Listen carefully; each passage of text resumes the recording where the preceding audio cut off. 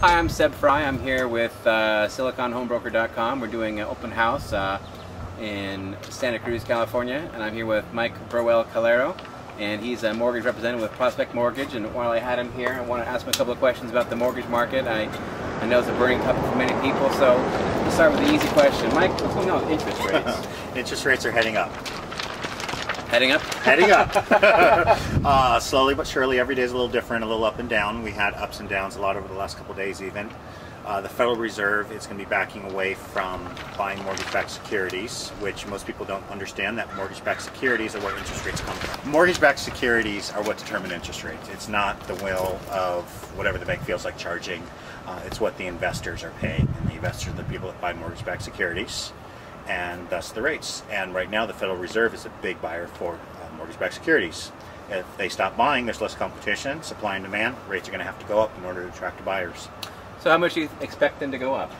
I hate that question. Immediately, it's going to be a little bit of a roller coaster. The investors don't know what to expect, so the investors are already starting to make changes. I saw 0.25% increases in interest rates yesterday. Today it looked like it was going to be the same. It got worse and then it got better again. I think over the coming months we could easily see it bounce up as high as 6.5%, and I think it'll settle back down, hopefully under 6%. But it's going to be, like I say, it's going to be a rough road. We don't know what to expect for sure because it's all on an investor's will. And the Fed is going to stop buying these securities when, the end of April? Or? They're supposed to be ending next week, actually. Ending next week. We'll see what they do. They always reserve the right to make slight changes. Right. So what's that going to mean, I wonder, for the actual mortgage borrower if their rates do shoot up as much as 1%? What's that going to do for their buying power? Basically, they're going to be able to buy less home, which means there'll be a little bit less competition at each price level. The higher you go up in price, it could cause prices to come down a little bit, or it might make people realize now's the time, and prices could, in theory, go up as demand for homeowners ownership goes up. Oh, I agree. So now another big question people have is, what's a down payment required? You know, a few years ago we used to have 100% financing. Those days are now I got gone. a request yesterday for an 80-20, a term I hadn't heard in a few years now. The 80-20 was when 80-20 was an 80% loan to value first mortgage and a 20% second mortgage. Unfortunately, the first mortgages are still there, great, and the second mortgages aren't taking risks like that. So the best bet for low down payment is the FHA loan. There are a few other programs. If you're a teacher, there's some programs that also USDA, but USDA is running out of funding next month as well.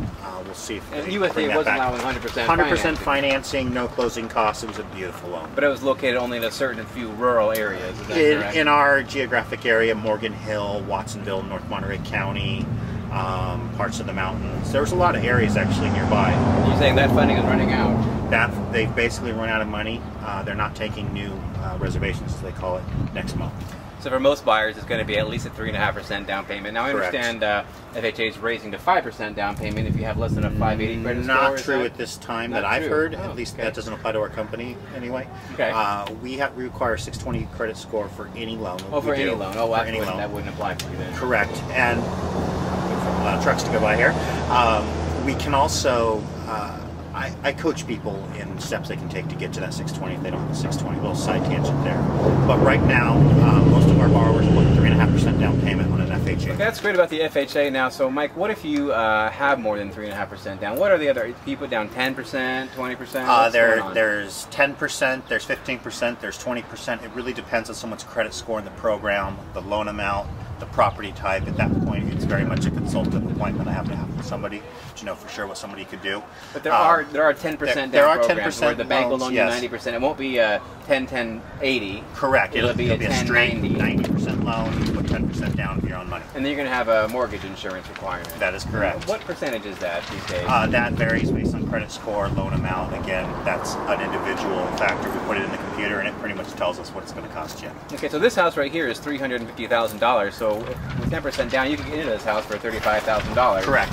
You can even have the seller pay all your closing costs. So correct. Literally all you would need is $35,000. You have a loan of $315,000, which payments on a loan of $315,000, you're looking at like what, $1,700? Yeah, that's good. good ballpark. Right. Give or take $100. Pretty depending on affordable the considering what it costs to rent a 3-bedroom house in this You town. would probably pay a little bit more than that to rent the same house. It's amazing. It's amazing what's going on. So, Yeah. any other advice you want to give to potential mortgage borrowers out there?